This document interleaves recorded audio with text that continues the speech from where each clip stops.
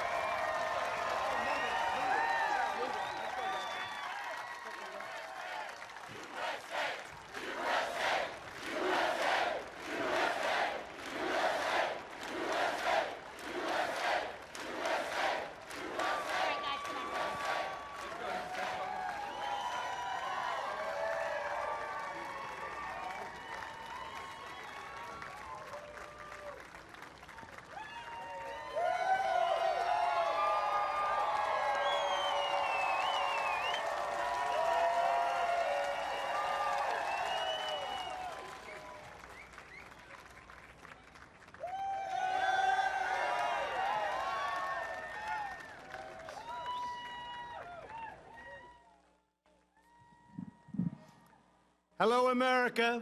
Hello.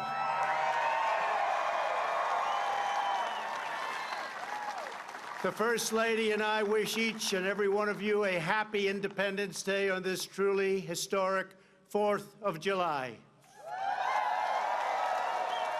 Today we come together as one nation with this very special salute to America.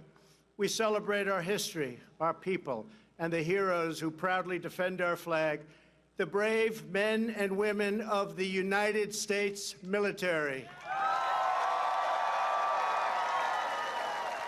We are pleased to have with us Vice President Mike Pence and his wonderful wife, Karen.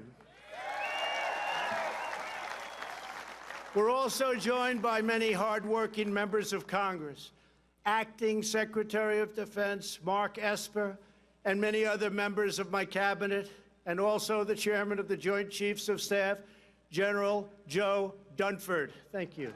Thank you. Thank you.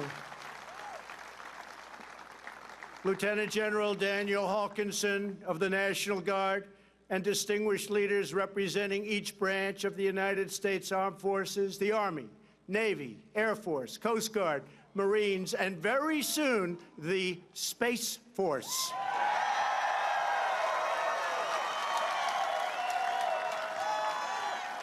As we gather this evening, in the joy of freedom, we remember that all share a truly extraordinary heritage. Together, we are part of one of the greatest stories ever told, the story of America. It is the epic tale of a great nation whose people have risked everything for what they know is right and what they know is true. It is the chronicle of brave citizens who never give up on the dream of a better and brighter future. And it is the saga of 13 separate colonies that united to form the most just and virtuous republic ever conceived. On this day, 243 years ago, our founding fathers pledged their lives, their fortunes, and their sacred honor to declare independence and defend our God-given rights.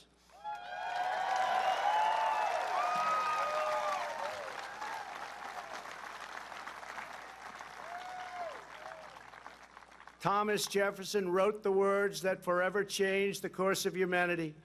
We hold these truths to be self-evident, that all men are created equal, that they are endowed by their Creator with certain unalienable rights, that among these are life, liberty, and the pursuit of happiness.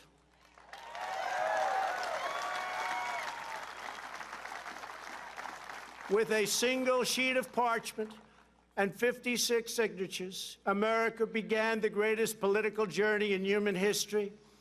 But on that day, the patriots who would determine the ultimate success of the struggle were 100 miles away in New York. There, the Continental Army prepared to make its stand, commanded by the beloved General George Washington.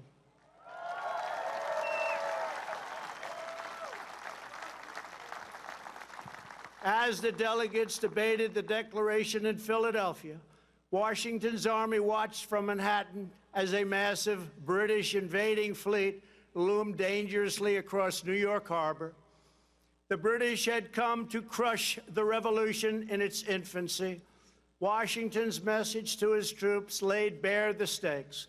He wrote, "The fate of unborn millions will now depend under God on the courage and conduct of this army. We have therefore to resolve to conquer or die."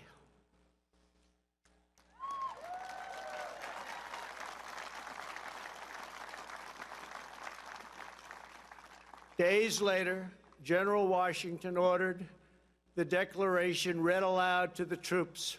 The assembled soldiers just joined an excited crowd running down Broadway. They toppled the statue of King George and melted it into bullets for battle. The faraway king would soon learn a timeless lesson about the people of this majestic land.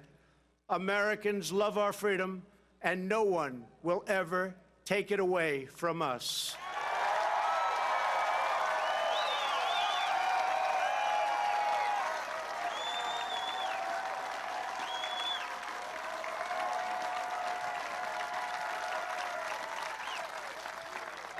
That same American spirit that emboldened our founders has kept us strong throughout our history.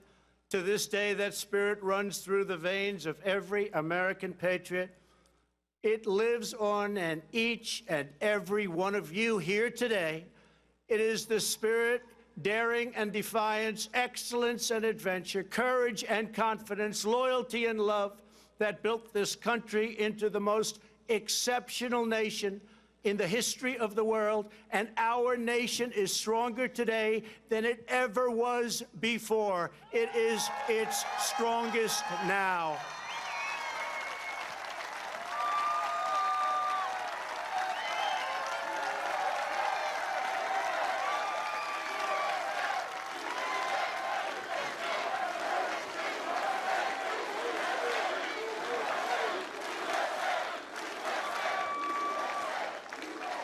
That same righteous American spirit forged our glorious Constitution. That rugged American character led the legendary explorers Lewis and Clark on their perilous expedition across an untamed continent. It drove others to journey west and stake out their claim on the wild frontier. Devotion to our founding ideals led American patriots to abolish the evil of slavery, secure civil rights, and expand the blessings of liberty to all Americans.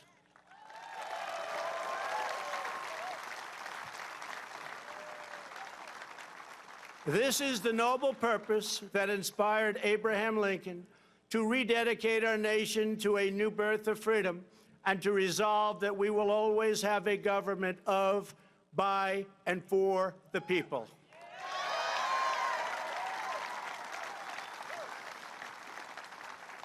Our quest for greatness unleashed a culture of discovery that led Thomas Edison to imagine his light bulb, Alexander Graham Bell to create the telephone, the Wright brothers to look to the sky and see the next great frontier. For Americans, nothing is impossible.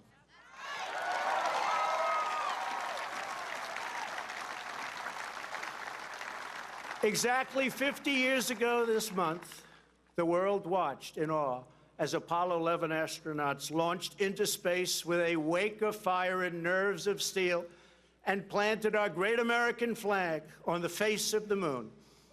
Half a century later, we are thrilled to have here tonight the famed NASA flight director who led mission control during that historic endeavor, the renowned Gene Kranz.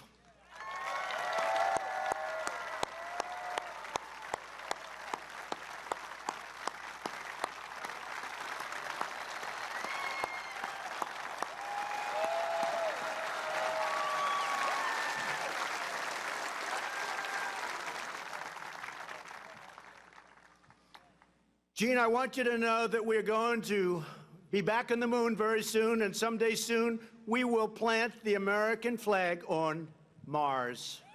It's happening, Gene. It's happening. Our nation's creativity and genius lit up the lights of Broadway and the sound stages of Hollywood. It filled the concert halls and airwaves around the world with the sound of jazz, opera, country, rock and roll, and rhythm and blues. It gave birth to the musical, the motion picture, the Western, the World Series, the Super Bowl, the skyscraper, the suspension bridge, the assembly line, and the mighty American automobile. It led our citizens to push the bounds of medicine and science to save the lives of millions. Here with us this evening is Dr. Emanuel Freireich. When Emanuel began his work, 99% of children with leukemia died. Thanks largely to Dr. Freireich's breakthrough treatments, currently 90% of those with the most common childhood leukemias survive. Doctor, you are a great American hero. Thank you.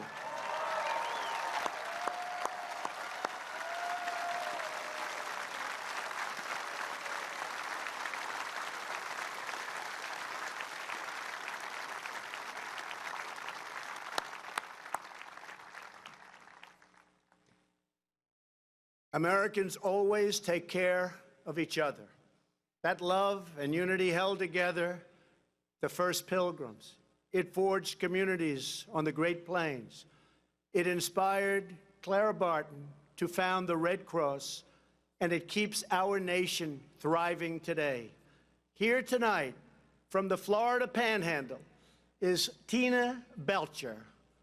Her selfless generosity over 3 decades has made her known to all as Mrs. Angel.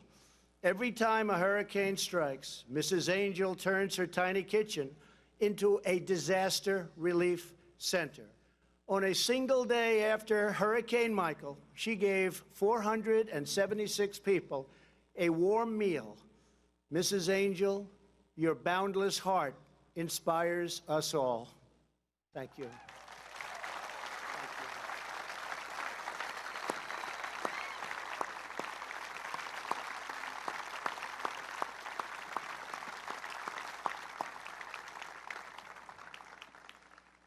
Thank you very much.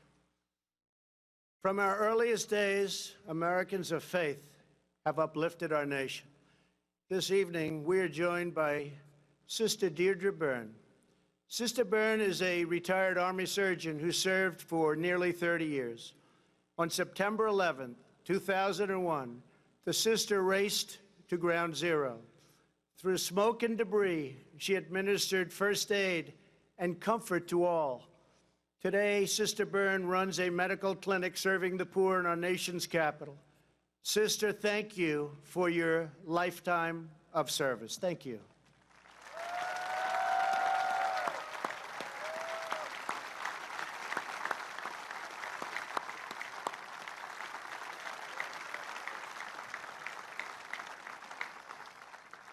Our nation has always honored the heroes who serve our communities.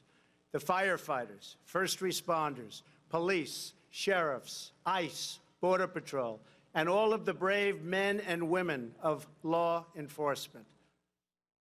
On this July 4th, we pay special tribute to the military service members who laid down their lives for our nation. We are deeply moved to be in the presence this evening of Gold Star families whose loved ones made the supreme sacrifice. Thank you. Thank you.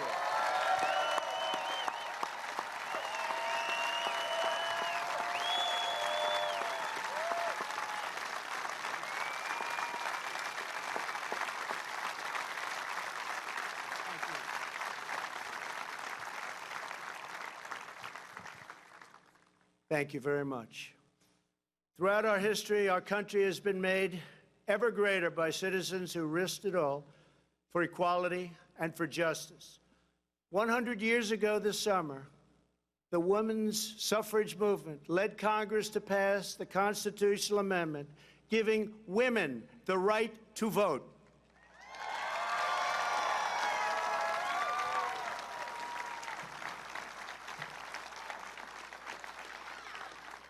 In 1960, a thirst for justice led African-American students to sit down at the Woolworth lunch counter in Greensboro, North Carolina. It was one of the very first civil rights sit-ins, and it started a movement all across our nation. Clarence Henderson was 18 years old when he took his place in history. Almost 6 decades later, he is here tonight in a seat of honor. Clarence, thank you for making this country a much better place for all Americans.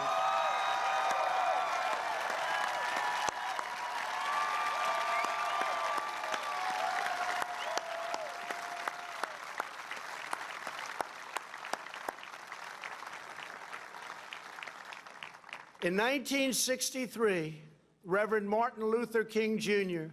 stood here on these very steps and called on our nation to live out the true meaning of its creed and let freedom ring for every citizen all across our land. America's fearless resolve has inspired heroes who defined our national character, from George Washington, John Adams, and Betsy Ross to Douglas, Frederick Douglass, the great Frederick Douglass, Harriet Tubman, Amelia Earhart, Douglas MacArthur, Dwight Eisenhower, Jackie Robinson, and, of course, John Glenn. It has willed our warriors up mountains and across minefields.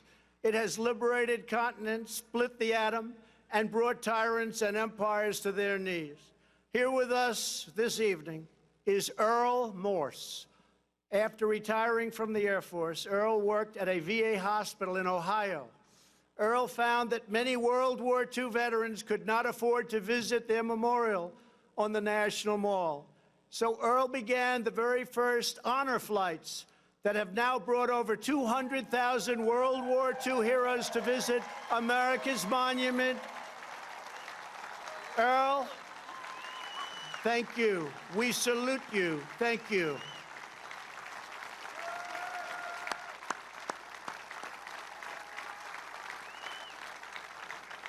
Thank you. Thank you, Earl. Thank you. Thank you. Our warriors from a hallowed roll call of American patriots running all the way back to the first souls who fought and won American independence. Today, just as it did 243 years ago, the future of American freedom rests on the shoulders of men and women willing to defend it. We are proudly joined tonight by heroes from each branch of the U.S. Armed Forces, including 3 recipients of the Congressional Medal of Honor. Thank you.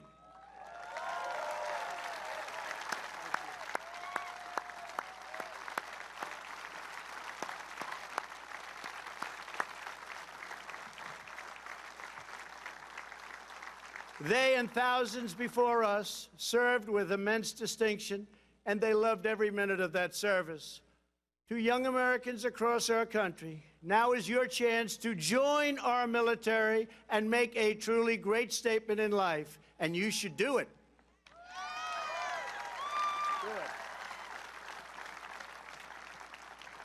We will now begin our celebration of the United States Armed Forces, honoring each branch's unique culture, rich history, service song, and distinct legacy. I invite Acting Secretary, please, Mark Esper, Secretary of Defense, and Chairman Dunford, head of the Joint Chiefs of Staff, please join me.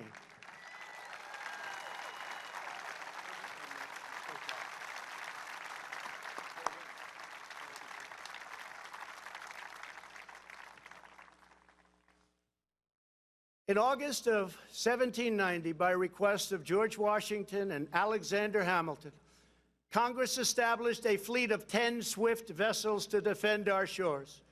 These revenue cutters would fight pirates, stop smugglers, and safeguard our borders. They are the ancestors of our faithful Coast Guard.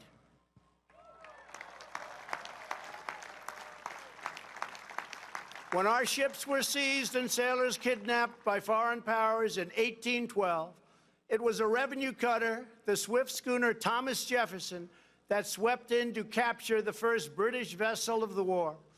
In 1897, when 265 whalers were trapped in ice and the ice fields of Alaska were closing up, courageous officers trekked 1,500 miles through the frozen frontier to rescue those starving men from certain death.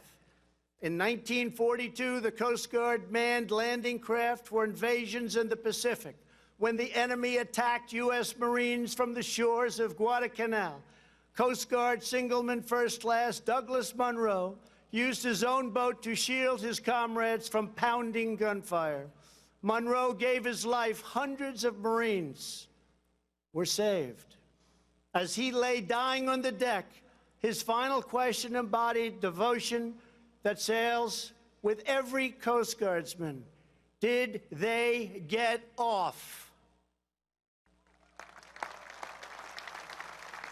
On D-Day, the Coast Guard's famous Matchbox fleet served valiantly through every hour of the greatest amphibious invasion in the history of our country.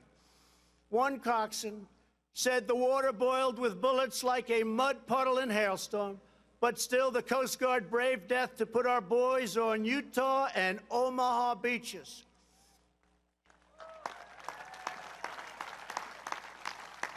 Every Coast Guardsman is trusted to put service before all. Coasties plunge from helicopters and barrel through pouring rain and crashing waves to save American lives. They secure our borders from drug runners and terrorists in rough seas, at high speeds. Their sharpshooters take out smugglers' engines with a single shot. They never miss. When the red racing stripes of a Coast Guard vessel break the horizon, when their chopper blades pierce the sky, those in distress know that the help is on their way, and our enemies know their time has come.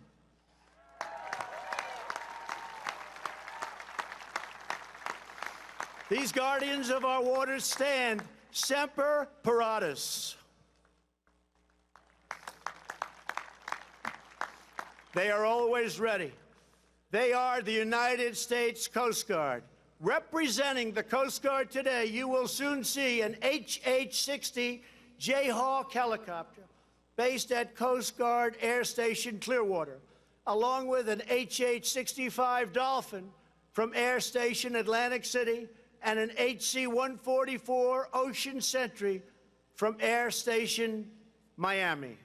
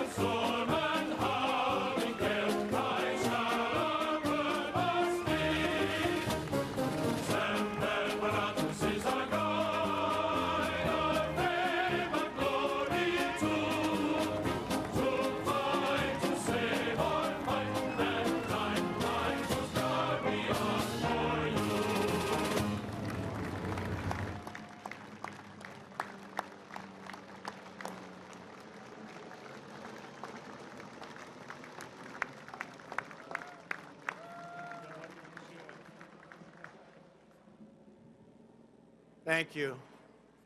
Thank you to the Coast Guard. On a cold December morning in 1903, a miracle occurred over the dunes of Kitty Hawk, North Carolina, when two bicycle makers from Ohio defied gravity with a 12-horsepower engine, wings made of cotton, and just a few dollars in their pockets. Just 6 years later, America was training its first pilots to take these magnificent machines up and over the field of battle.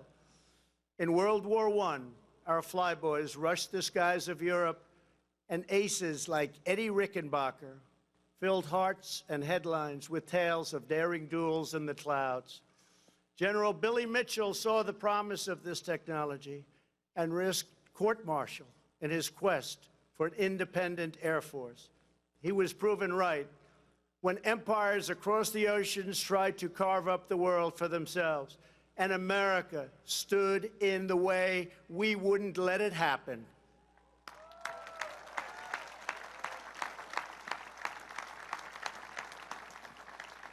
After Pearl Harbor, Lieutenant Colonel James Doolittle and his raiders flew B-25 bombers off a carrier deck in the deep Pacific in a daring feat of American resolve.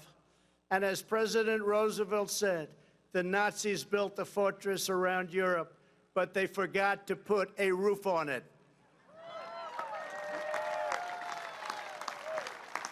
So we crushed them all from the air. 177 Liberator bombers flew dangerously low through broad daylight without fighter protection to cripple the Nazi war machine at Ploiesti. More than 300 airmen gave their lives to destroy the enemy oil refineries, and 5 pilots were awarded the Congressional Medal of Honor for their actions in that single raid. It was Airman Chuck Yeager who first broke the sound barrier. It was airmen like Gus Grissom and Buzz Aldrin who traded their Sabre jets for rockets to the stars. And it is our incredible airmen today who wield the most powerful weapon systems on the planet Earth. For over 65 years, no enemy air force has managed to kill a single American soldier because the skies belong to the United States of America.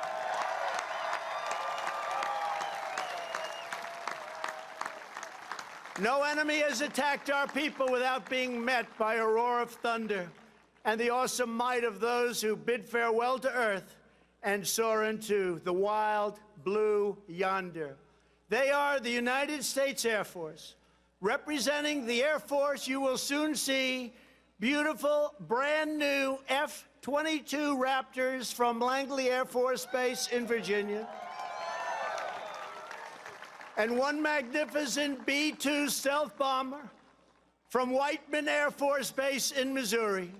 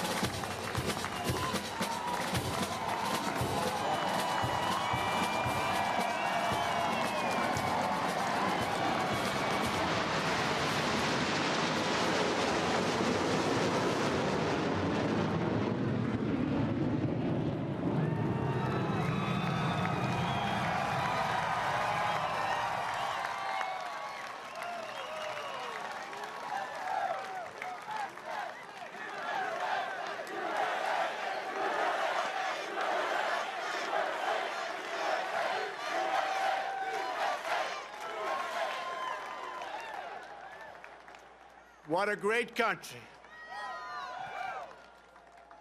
In October of 1775, the Continental Congress ordered the construction of 2 swift sailing vessels, each carrying 10 cannons and 80 men to sail eastward.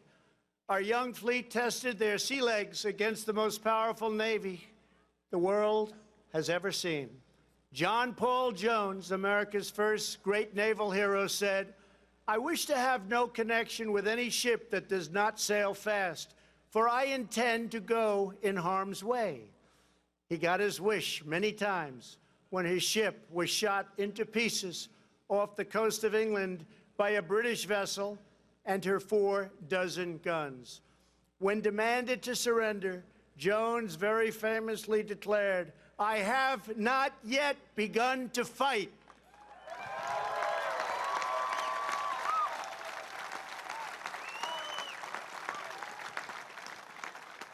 When our Navy begins fighting, they finish the job. The War of 1812, Captain James Lawrence fell with his brothers on the USS Chesapeake. His dying command gained immortality. Don't give up the ship.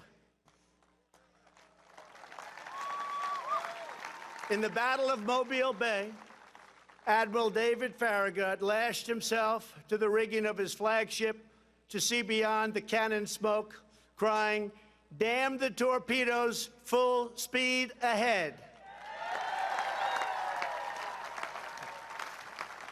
In World War II, it was aviators launched from the carrier Enterprise, Hornet, Yorktown, who filled the skies of Midway and turned the tide of the Pacific War. Nobody could beat us. Nobody could come close. On D-Day, CB engineers came ashore to destroy blockades and barriers, making way for the invasion. Many lost their lives, but they took the German defenses with them, and our men crushed upon the beaches like a mighty storm. From the naval demolition units of World War II arose a force that became famous in the Mekong Delta. They don't want to see our force again. The very best of the very best, the Navy SEALs.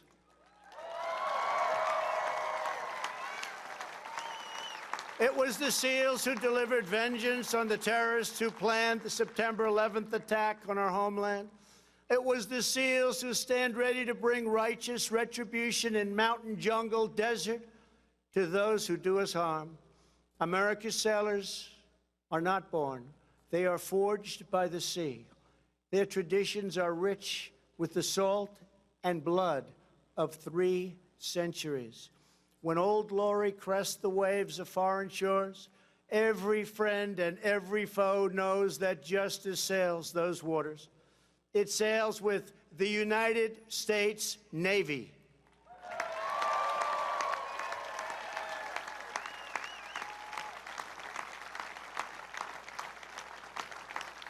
Representing our great Navy today will be 2 F-18 Super Hornets from Naval Air Station Oceana in Virginia, along with 2 F-35 Lightnings from Naval Air Station Lemoore in California.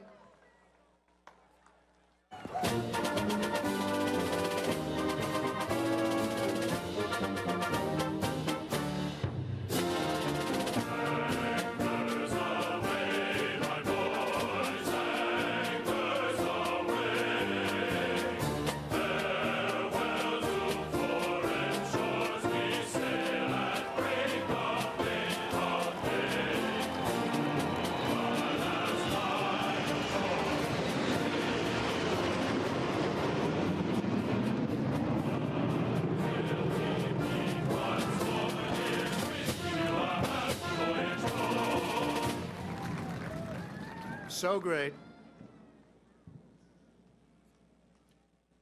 In November of 1775, the Continental Congress created 2 battalions of a new kind of warrior, one who kept and would protect our ships and sailors and be at home both ashore and in the mast with musket in hand.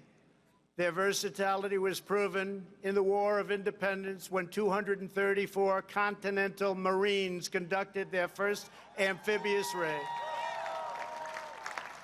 capturing the British supply of gunpowder and cannons at Fort Nassau. Ever since, Marines have fought in every American war. Their legend has grown and grown and grown with each passing year. It was the Marines who won America's first overseas battle, vanquishing Barbary pirates on the shores of Tripoli. Their high, stiff collar, which shielded them from the pirate's sword, earned them the immortal name Leatherneck.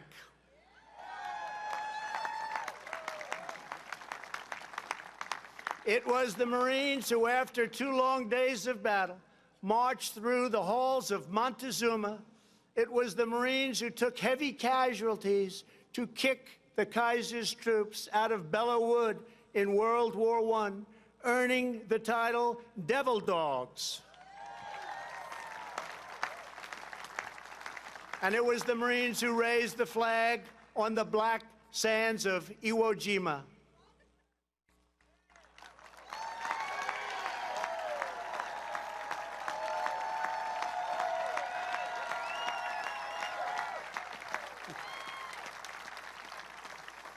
From the Chosin Reservoir to Khe Sanh, from Helmand to Baghdad, Marines have struck fear into the hearts of our enemies and put solace into the hearts of our friends.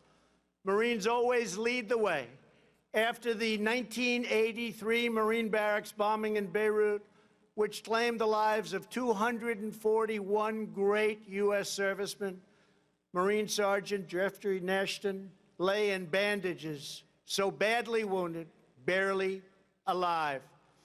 When the commandant of the Marine Corps came to visit his hospital, Sergeant Nashton had to feel for the general's collar. He wanted to feel his 4 stars. He could not see and he could not speak. He signaled for pen and paper, and with shaking hand he wrote 2 words, Semper Fi.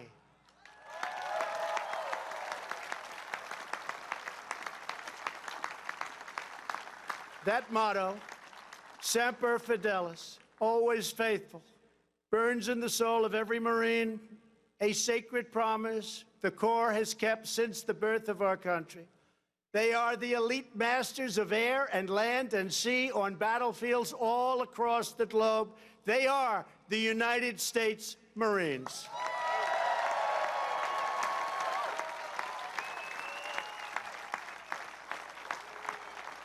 Representing the Marine Corps today will be a brand new VH-92, soon to serve as Marine One,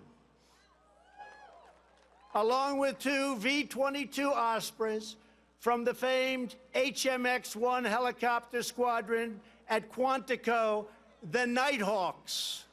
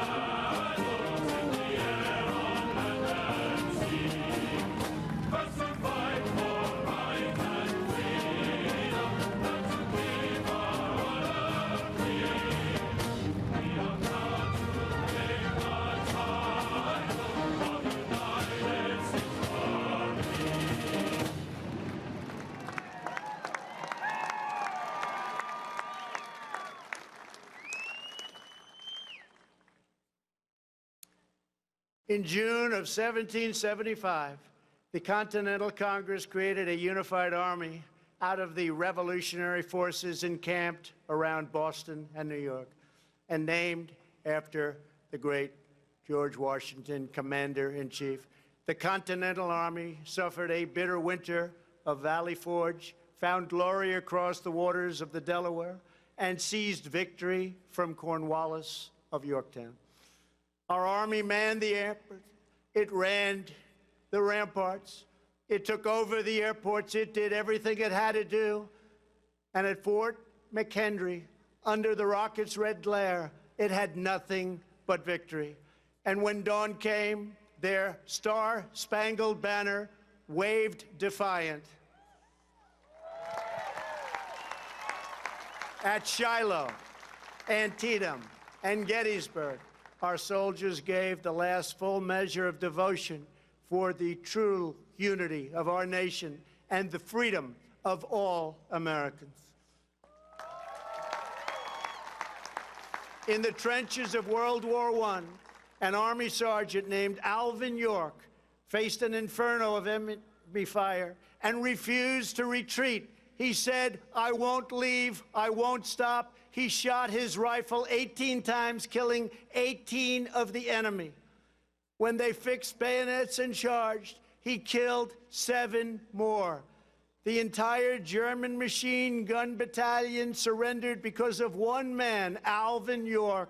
A generation later, the Army returned to Europe and embarked upon a great crusade. With knives and rifles in hand, the Rangers scaled the cliffs of Normandy. The 101st Airborne leapt into the danger from above, illuminated only by enemy flares, explosions, and burning aircraft. They threw back the Nazi Empire with lightning of their own from the turrets of Sherman tanks and the barrels of the M1 rifle. In the darkness of the Battle of the Bulge, with Nazis on every side, one soldier is reported to have said, "They've got us surrounded again, the poor bastards."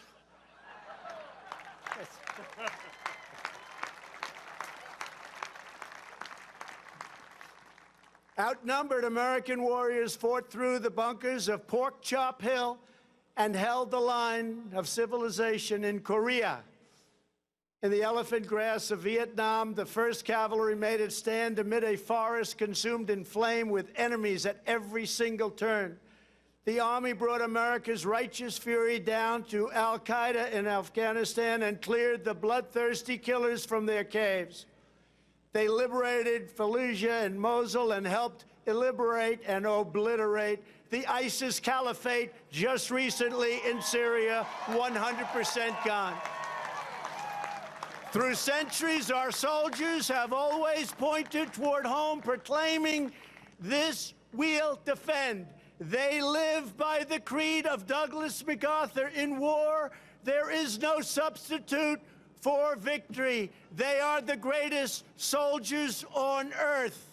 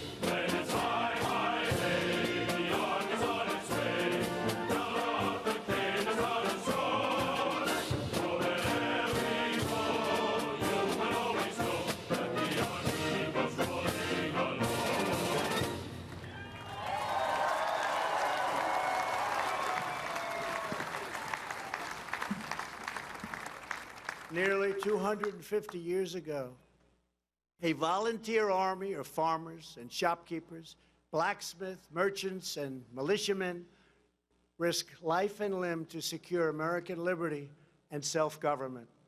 This evening, we have witnessed the noble might of the warriors who continue that legacy. They guard our birthright with vigilance and fierce devotion to the flag and to our great country.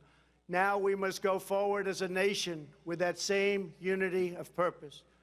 As long as we stay true to our cause, as long as we remember our great history, as long as we never, ever stop fighting for a better future, then there will be nothing that America cannot do.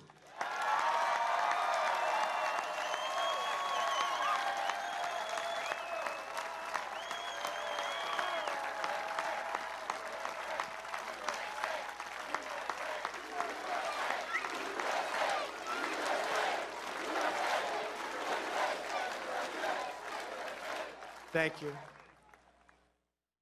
We will always be the people who defeated a tyrant, crossed a continent, harnessed science, took to the skies, and soared into the heavens.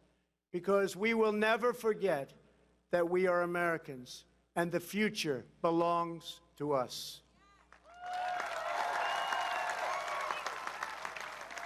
The future belongs to the brave, the strong, the proud, and the free. We are one people chasing one dream and one magnificent destiny. We all share the same heroes, the same home, the same heart, and we are all made by the same Almighty God.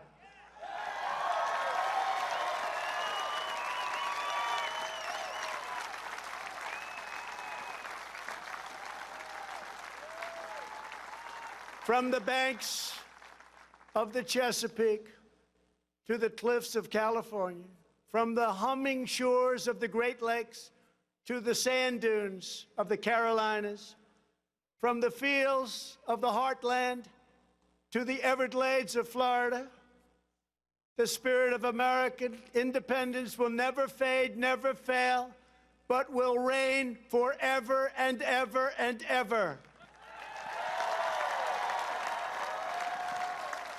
So once more, to every citizen throughout our land, have a glorious Independence Day.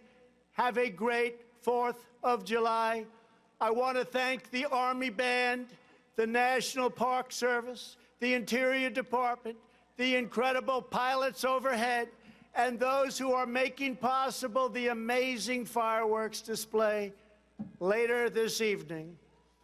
Now, as the band plays the Battle Hymn of the Republic, I invite the First Lady, Vice President and Mrs. Pence, the service secretaries and military leaders to join me on stage for one more salute to America by the famous, incredible, talented Blue Angels. God bless you, God bless the military, and God bless America. Happy 4th of July.